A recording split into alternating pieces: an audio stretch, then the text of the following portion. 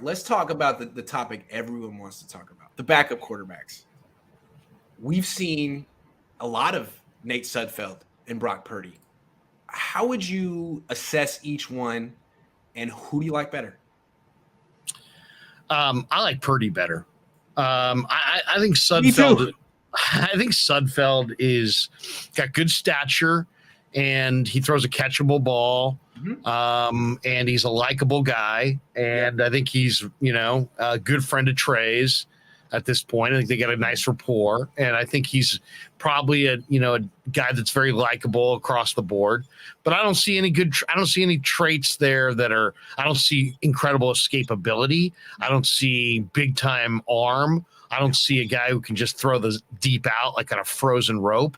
No. I see just all right, he's all right. Where with Purdy, I see a guy who's very accurate and who carries himself on the practice field like a 5 or 6 year veteran, and his feet are very quiet, and he seems in total control, and the ball comes out on time with a little bit more on it than you would think. So I would to me, that was one of the things I wrote in my notes today, is that Brock Purdy is going to be their number 2 quarterback. Now, not going into camp, but coming out of camp, going into the season, Brock Purdy is going to be the number 2 quarterback. I'm pretty confident of that. I think the preseason will determine that, of course, but I think it's going to come out in the preseason. I think we're all going to see it.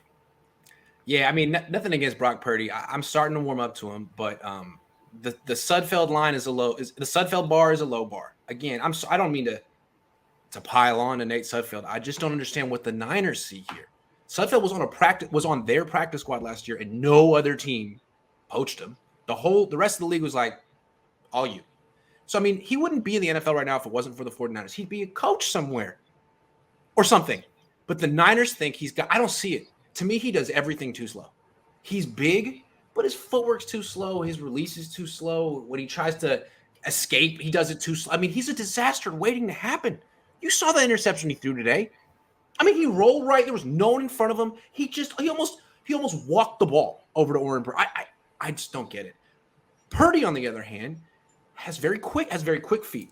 He has better anticipation than you expect, more zip than you would expect. He actually seems like he is transitioning to the pace of the NFL game much better than Sudfeld has, and Sudfeld's 27. Purdy reminds me a little bit of Mark Bolger. Remember Mark Bolger? Played with the Rams before Warner, maybe after Warner, somewhere right there. But Mark Bolger, kind of a little shorter. He doesn't have a lot of stature. I would say Purdy's probably 6 feet and change, 6'1".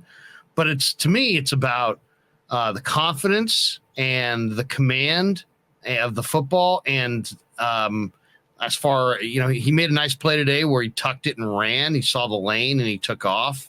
And I think he's kind of reminding everybody that he knows how to play the position. Yeah. And I think that he's played a lot of football.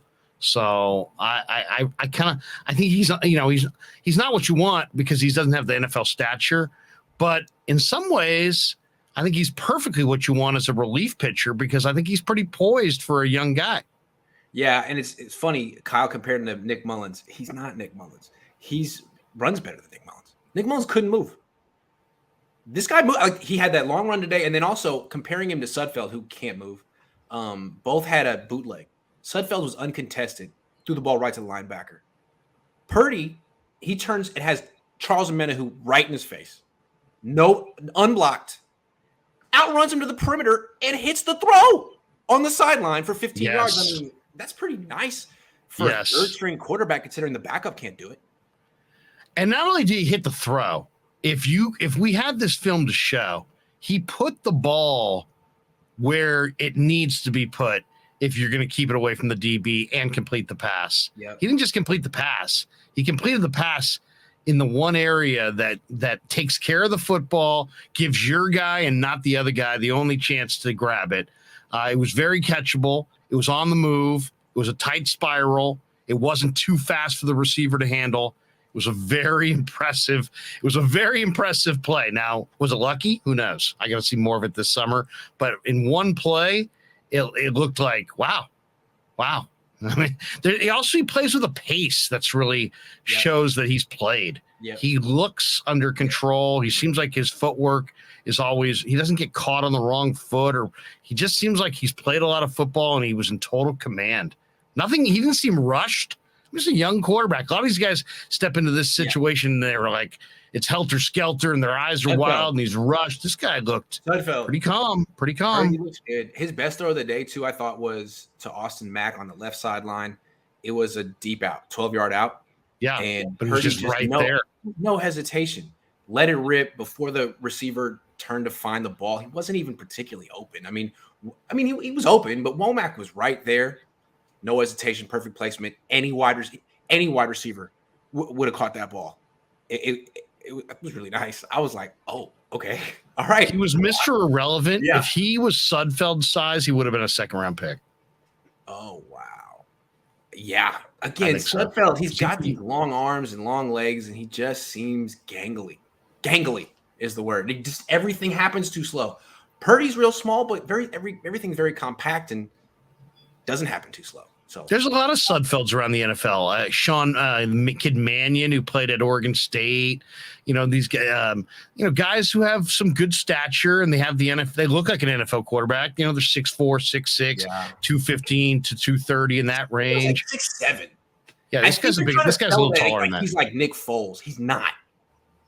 He's definitely the one thing you notice about Nate Sudfeld is the height, but then you're expecting a little bit more zip on his passes, and he throws a nice spiral, but there's not a ton of zip. No, and he's a holdover from Scangarello. Scangarello brought him here. Scangarello's gone. I wonder what Brian Greasy is going to think, and if he's like, "Can we just go with Brock?" I like Brock. I mean, say it, Brian. I know you're thinking it. It's okay. Jesus Velez says, what do you think about Aaron Donald's contract restructuring? How do you think it will affect what Bosa contract looks like? Well, more. Yeah. I mean, what were the final numbers of guaranteed on Donald's deal? I didn't see the guarantee. I didn't see it either, but we'll see. No. I love what Trent Williams was like, I wish he had retired. That made me laugh. Why'd you ban Sunil? Was he too real? Yes, he is too real, but I didn't ban Sunil. He's my boy. Has Jack put his chest on you yet? Jack Hammer? I wish he would. I wish he would. 49ers Daddy says Trey Lance seems like he has it all and is that guy. Even though you gave Trey a B grade, I feel with this team and how deep it is, we could win the Super Bowl. All I want to say is today was an A-plus practice. Well, not A. He threw a pick. Today was an A practice, and I liked how aggressive he was, and I felt like he was directly responding to my lukewarmness. I was like, man, it's been all off season. You haven't hit one deep pass. And he's like, all right, let me hit two. Let me hit two in your face. I liked it.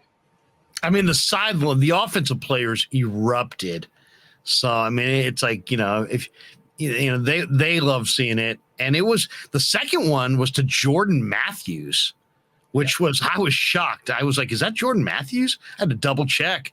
The tight end got deep down the middle, and Trey dropped it Another Russell Wilson, perfect right in the breadbasket on the run. Now, the one to Jordan Matthews was an in-breaking post route that Jimmy might attempt, probably wouldn't hit. It was kind of like the Emmanuel Sanders one. I can't say his name. The Ray McLeod one was up the sideline, and that is a pass that you just didn't see Jimmy even look to throw. And I think a lot of people on the team were like, wow, that's a new feature in our offense. That's fun. Yeah, that's a lot dynamic. Of fun. Yeah. That was my takeaway today, is that because I know Danny Gray is a dynamic player, but man, if you put Ray McLeod out there and he starts, he looked terrific. I mean, I would say he was the guy that stood out on the offense in these practices. He's so fast at the catch point. He'll run through the ball. He makes an array of different catches. He'll go down for it. He'll go up for it. Yeah, he's dynamic, man. He really is.